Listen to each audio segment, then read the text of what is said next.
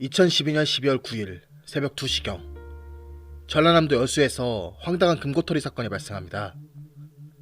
누군가 우체국역 식당 벽면을 부순 뒤 산소 절단기로 금고를 뚫어 현금 약 5천만 원을 훔쳐간 것입니다. 그리고 사건 발생 11일 만에 금고털이범 박모 씨가 검거되었습니다. 검거된 박 씨는 단독 범행임을 주장했습니다. 하지만 수사 결과 예상치 못한 공범의 존재가 드러났습니다. 공범은 놀랍게도 현직 경찰이던 김모 경사였습니다.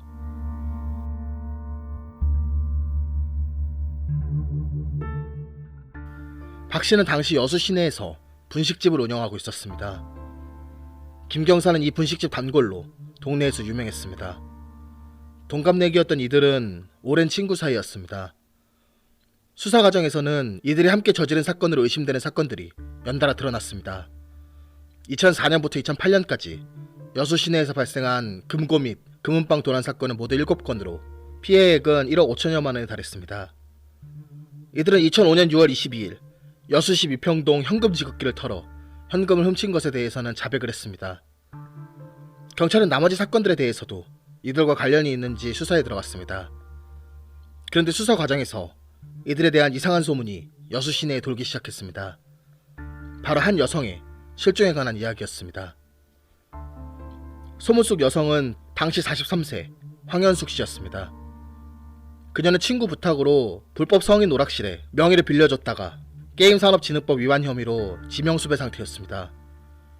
괜히 명의를 빌려줬다가 지명수배가 된 황 씨는 이 때문에 상당한 스트레스에 시달렸다고 합니다.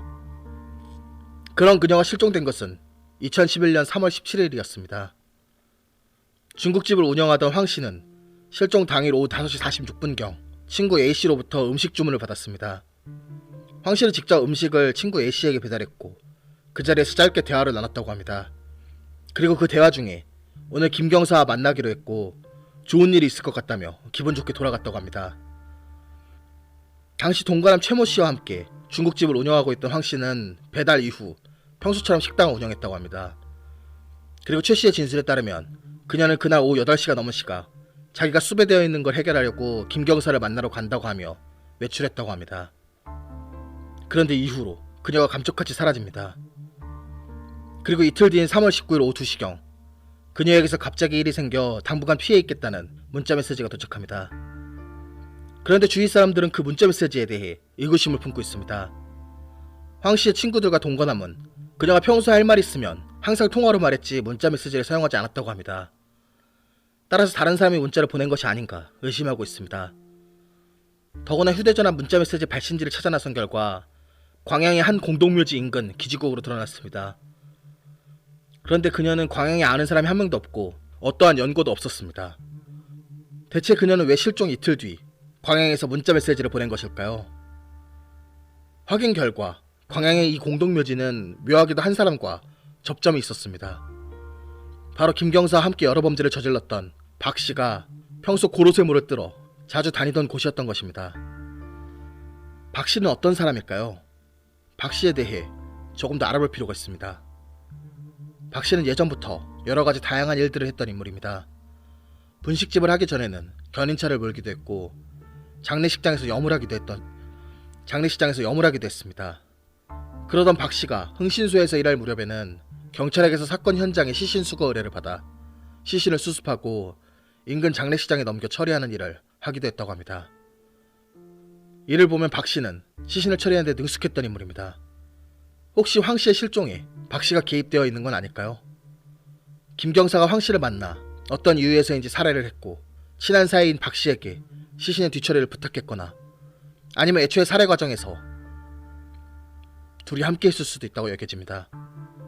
평소 드센 성격에 170cm의 키에 70kg의 몸무게였던 황 씨를 김 경사 혼자 제압하기는 힘들었을 수도 있기 때문입니다.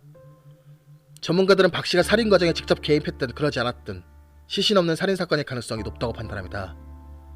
적어도 시신 처리 과정에는 개입했을 것으로 보이는 상황에서 시신 처리에 있어서 능숙했던 박 씨가 시신을 감쪽같이 없애버렸을 가능성이 높다는 것입니다. 물론 황 씨의 실종과 관련해서 김 경사와 박 씨가 개입되어 있다는 직접 증거는 아무것도 드러난 것이 없습니다. 만약 김 경사가 황 씨의 실종과 관련이 있다면 그 이유는 무엇일까요? 당시 사회적 배경에 주목할 필요가 있습니다.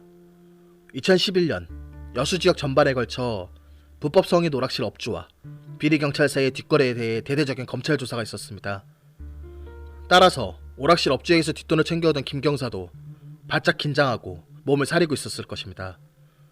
그렇다면 오락실 명의를 빌려준 황씨 입장은 어땠을까요? 직접 운영하지도 않았는데 명의를 빌려줘 수배 상태에 있던 황씨는 더욱 압박감을 느꼈을 가능성이 큽니다. 실제로 당시 황씨는 김 경사에게 지속적으로 자신이 수배 상태에 있는 것을 정리해달라고 요구했습니다. 15년지기 친구와 동거남의 진술을 종합해보면 실종 당일 역시 이 문제를 해결하기 위해 만났던 것으로 추정할 수 있습니다. 그렇다면 만약에 이 과정에서 마찰이 생겼다면 어떨까요? 김 경사 역시 몸을 사리고 있던 상황에서 적극적으로 어느 한 오락실의 편의만 봐주기는 힘들었을 것입니다. 따라서 황씨가 바라던 해결과는 거리가 먼 상황이 발생했고, 이에 대해 황씨가 김 경사에게 자기 문제를 해결해주지 않으면 김 경사의 비리 내용을 풀어버리겠다는 등의 압박을 했던 건 아닐까요? 하지만 김 경사는 수사 과정에서 황씨에 대해 전혀 모른다고 진술했습니다. 그렇지만 이는 정황상 거짓일 가능성이 매우 높습니다. 2011년 김 경사는 여수 지역 불법 오락실 단속 업무를 담당하고 있어 여러 오락실 업주와 지속적으로 접촉이 잦았습니다. 그 와중에 김 경사는 한 오락실 업주 김모 씨에게 뇌물을 받고 단속 정보를 준 일이 2011년 6월 적발되어 파출소로 좌천된 경력이 있습니다. 이때 뇌물을 주고 정보를 받은 업주인 김 씨가 바로 황현숙 씨에게 명의를 빌린 친구였습니다. 따라서 적발되기 전부터 황 씨의 이름으로 운영 중인 오락실과 접촉이 있었을 가능성이 높고, 황 씨가 지명수배 상태에 대한 불만으로 단속 업무 담당인 김 경사와 접촉을 취했을 가능성이 높습니다. 다만 여러모로 아쉬운 것은 황 씨의 실종 직후 황 씨의 가족들이 경찰에 실종 신고를 했지만 경찰은 황 씨가 지명수배 상태라는 이유로 실종 신고를 받아주지 않았습니다. 이로 인해 실종 초반 수사가 전혀 이뤄지지 않았고, 김 경사가 금고털이 혐의로 검거되고 실종 사건 연루 의혹이 불거지고 나서야 수사가 시작되었습니다.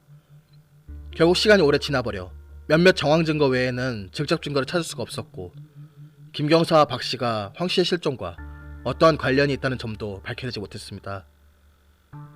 끝내 특수절도 혐의와 뇌물수수 혐의만으로 재판에 넘겨진 김 경사는 징역 7년, 추징금 300만원, 벌금 600만원을 선고받았고, 박 씨는 특수절도 혐의로 징역 4년을 선고받았습니다.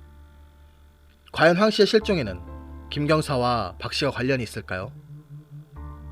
황 씨의 가족들은 여전히 김 경사가 황 씨의 실종에 직접적으로 관련이 있다고 생각하고 있습니다. 여러분의 생각은 어떠십니까? 이상 미제사건 파일 참맛이었습니다. 본래 이번주 내용과 다음주 내용을 한 편에 엮으려고 했지만 내용상 일관성을 위해 분량에 관계없이 영상을 두 편으로 나누기로 결정했습니다.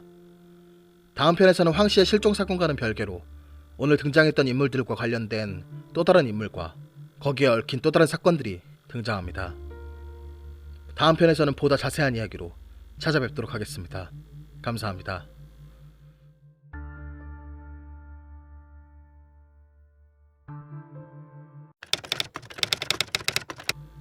박 씨는 여러 사업을 벌이면서 경제적으로 어려운 상황이었고, 딸이 대학에 진학해 등록금이 궁해 범행을 했다고 진술했습니다.